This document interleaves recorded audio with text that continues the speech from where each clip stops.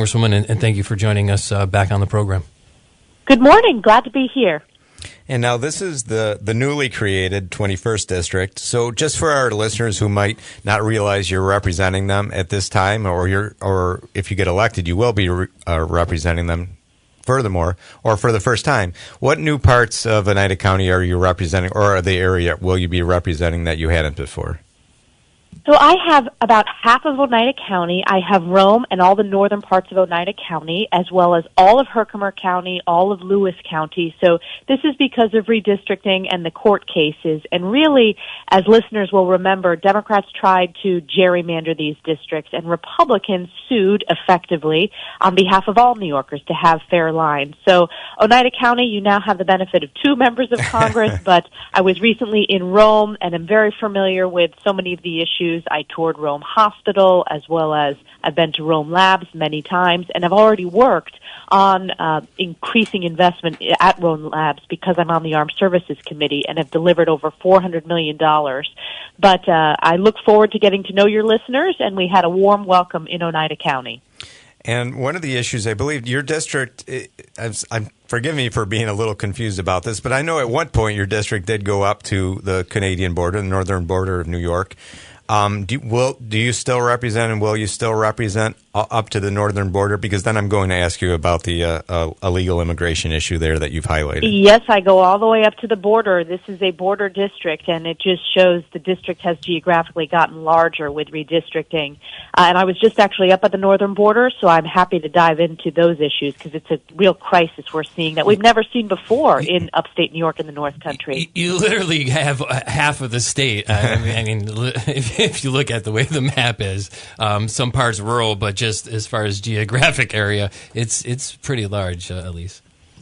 It is. It is geographically the largest district east of the Mississippi River, and it's a third of the geography of New York State.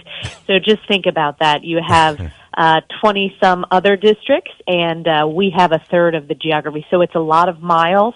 I do have very many rural towns and villages, but I'm a really hands-on member of Congress, and we have great support and really work on delivering results to, some of the larger cities for upstate New York, as well as the small towns and villages. Elise, I'm curious to ask you about something that I've seen more recently, that Trump is proposing no tax on tips, no tax on overtime, income tax, and no income tax on Social Security benefits. I'm just curious as to your personal view on those items and whether you think that they would have a chance of passing through Congress. Oh, I support them. I think, President Trump has been a visionary in representing working class, hardworking American families, and we are taxed too much. Taxes are too high, and we get the double whammy of New York State as well, which is one of the most highly taxed states in the entire country. And particularly when you have this historic inflation crisis, it has essentially been a wage and salary cut for everyone in Kamala Harris and Joe Biden's economy. So those provisions will be part of our tax package. We intend to earn a House Republican majority to keep that majority and gain seats, and we're already starting that process of putting together the tax bill. And what listeners should know is that Kamala Harris's tax proposals, it would be the largest tax increase in our nation's history, to the tune of $1 trillion. And also she's proposed taxes on basically any of the assets you hold, whether it's land, small businesses. So it's really, really concerning. And yes, I support no tax on tips. And what was interesting about that? When President Trump rolled it out, it was such a good idea. Then you had Kamala Harris try to roll out the same policy. One other question on that. If, assuming these proposals are enacted, it would reduce money coming into the Treasury to some extent. Are there any areas of cutting? Because right now the deficit is high in this country, higher than it's ever been. Are there areas that you can identify where you think there should be some cuts in terms of federal government spending? Oh, yes. I mean, look at the $1 trillion that Joe Biden and Kamala Harris spent in their Inflation Expansion Act with, Green New Deal subsidies, giveaways to liberal pet projects. those all need to be slashed immediately. That's created real inflationary policies across this country, and people are bearing the brunt of that with increased costs at grocery stores and everything. Utilities, insurance costs have all gone up in Kamala Harris's economy. Where I would cut also is I like the idea that President Trump has rolled out of appointing Elon Musk to look at every single agency and look for savings. The reality is our government is way too big. There are duplicative programs. There needs to be a transition to the 21st century that's focused on effectiveness and direct results and not this bloated bureaucracy. And the way you do that is look at savings in every single agency. Mm-hmm. Economy is certainly a key issue on the national level and here locally as well. But going back to another topic that Rocco mentioned, immigration, and that certainly hits home for you, the 21st Congressional District, sharing hundreds of miles of the Canadian border. And I know you recently had concerns about the number of illegals that have crossed over that northern border. And not just recently. This is something that I was looking back. My first statement really sounding the alarm on this was in the first few months of Joe Biden's first year. So back in 2021, I was concerned that the Northern Border Patrol officers were being transferred to the southern border, leaving our border in the north without the personnel, law enforcement, and resources that we needed. I sounded that alarm, and it was a burden on Border Patrol families where you had just real lack of continuity, and that's tough on family members, spouses, young children. Anyways, we continue to focus on the increasing numbers and the lack of attention from this administration on any proposals for border security. I was just up there last week meeting with families from Franklin and Clinton County, and they have borne the brunt of illegals crossing every single day. It's a 50 times increase on Joe Biden's watch, not 50%. 50 times, and in 2024 alone, the number of illegals who have crossed is greater than the previous 17 years combined. Think about that. It is catastrophic. And there were stories, actually, in my conversation, we were mentioning a Labor Day parade before I jumped on the call. There was a family that said to me, they went to a Labor Day parade, like so many members of our community do, came back in their garage, there were illegals, and they had to call Border Patrol. Oh, wow. There was a story from a family, it was the first week of school, and you know it's very rural up there. They were putting their kids on the school bus, elementary school-aged kids, and illegals were around the school bus, and the school bus wasn't able to get to the school. These are real stories happening in the North Country that constituents are telling me. They're telling the media. Some of the mainstream media refuses to report on it, but we've worked hard to get this crisis out there publicly. We know what a secure border looks like. It looks like President Trump's policies that we had for his 4 years. And you essentially answered the question that I was going to ask you. What does that issue up at the border look like from the north when we kind of in the media see a lot of it highlighted from the south and that impact? So I think you answered my question there. And in the interest of time, I'll just move past that because I think you presented that picture well. Do you have any clarity when the Biden administration took over? As you know, one of the first things they did was they got rid of Trump's stay in Mexico regulation or rule concerning the migrants, and then that kind of opened the floodgates for a lot of the crossings. Furthermore, is there any understanding? Do you have an understanding of why they did that? This administration has a fundamentally different worldview. They do not believe in secure borders. The reality is they have every opportunity with the stroke of a pen. All Joe Biden has to do is reverse his executive actions. He took 94 of those on day one, and they're trying to point fingers elsewhere. They own this crisis lock, stock, and barrel, and his border czar is Kamala Harris. On day one, President Trump will restore Remain in Mexico, and all of the briefings, all of the meetings, all of our visits and delegations to both the southern and northern border, the Border Patrol will tell you this will solve so much of this border crisis. It's an important piece. There are other pieces as well, construction of the wall, ending catch and release, but the restoring Remain in Mexico is critical. And we voted on that. The House Republicans passed the Secure the Border bill with unanimous Republican support. Every Democrat opposed it. All that bill would have done was it returned to the effective policies of President Trump. So this was a catastrophic mistake, and even Kamala Harris, in her disastrous interview last night with Bret Baier, she couldn't answer that question and was just pointing fingers. She keeps saying on day one, well, we're about 4 years into day one of Kamala Harris and Joe Biden, and they have abjectly failed on this border. They've created this border crisis. Less than 4 years ago, or 4 years later now, nobody, the Biden administration, even early on, has never explained or offered any indication in terms of why they really wanted to wipe those all out. Or just say because Trump did it, they were bad for America, and we're getting rid of them. Is that pretty much how they summed it up? There was an opposition to all of President Trump's policies. Again, the Democrats do not believe in secure borders. As I point to the House Democrats as an example about this is the position of today's Democrat Party. Every single Democrat voted no on our border security bill. You have Democrats in New York who have created sanctuary states and sanctuary city policies, which has led to an illegal influx. And it even gets worse. We've gone to the Biden administration and to Kamala Harris and Joe Biden have said specifically, you need to restore Remain in Mexico, and they refuse to do it. This is just a stroke of the pen. They've refused to, and they've failed. Elise, what do you say to young women who say, I like Trump's economic policies, but I'm concerned about losing my access to abortion. I see what's going on in some of the southern states that are very restrictive. I don't want to have that happen to me. What can you say to those women right now?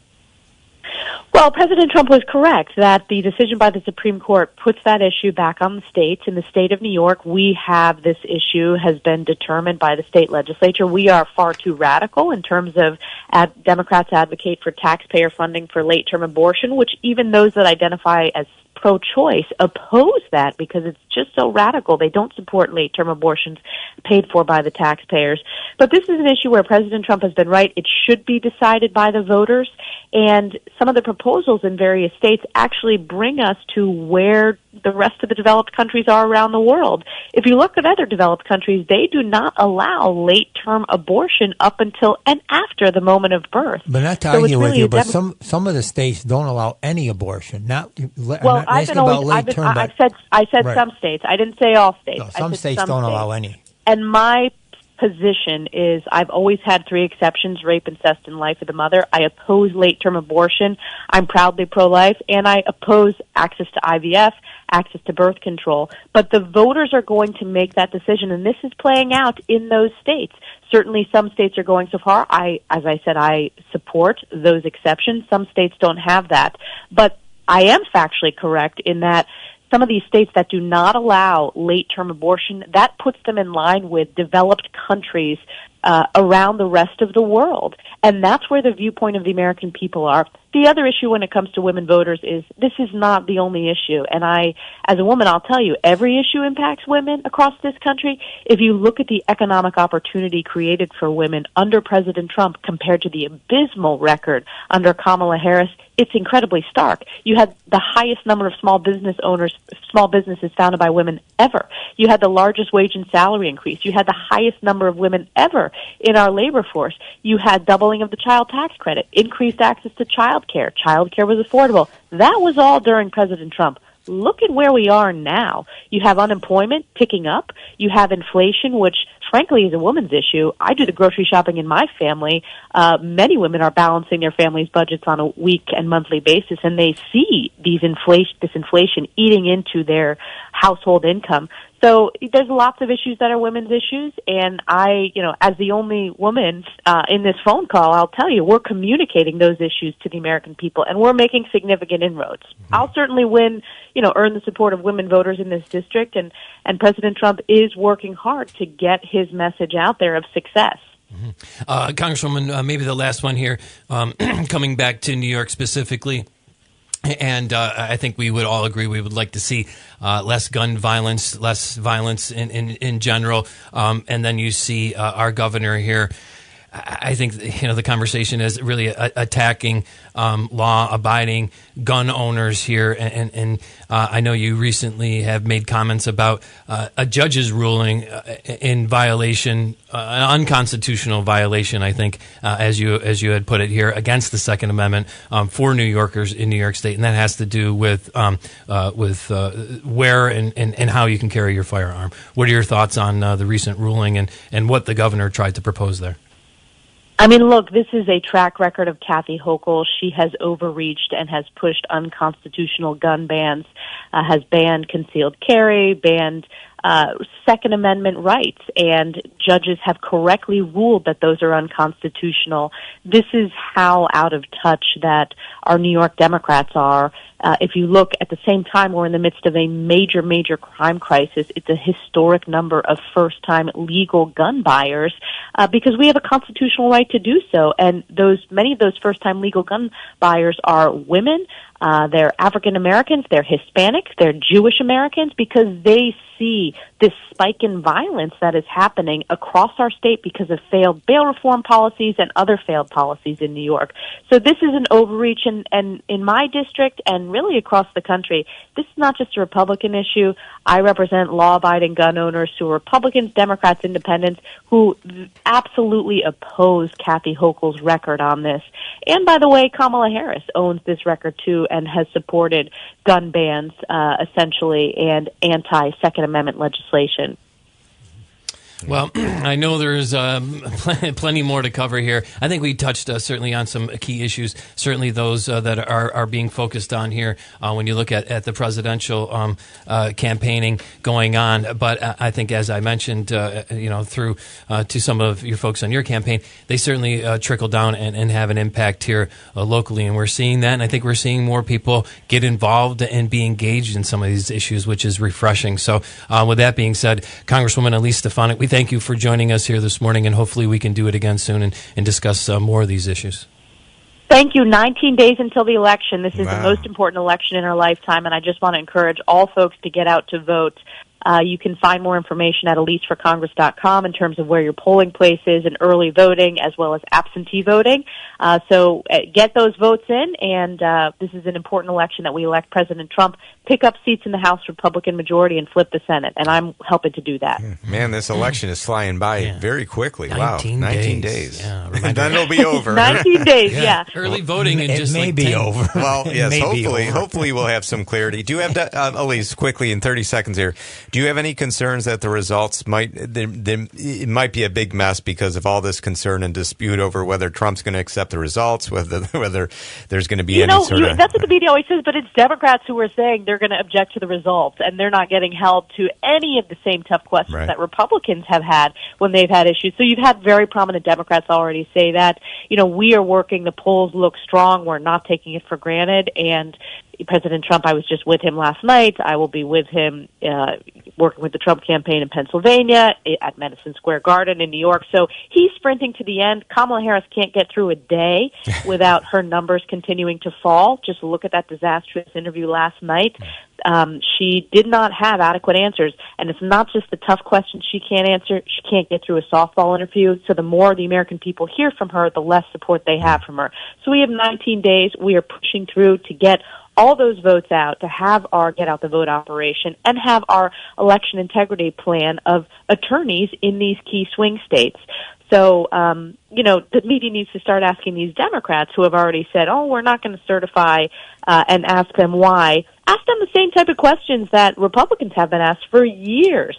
And now you're just not seeing any coverage of that on the Democrat side. Yeah, certainly interesting. We'll be paying attention, and as you mentioned, and Rocco referencing, not that far away, 19 days. So, Elise Stefanik, again, our Congresswoman representing the 21st. We thank you for taking the time again here with us and our listeners this morning. Thank you. All right. Good luck. Talk to you.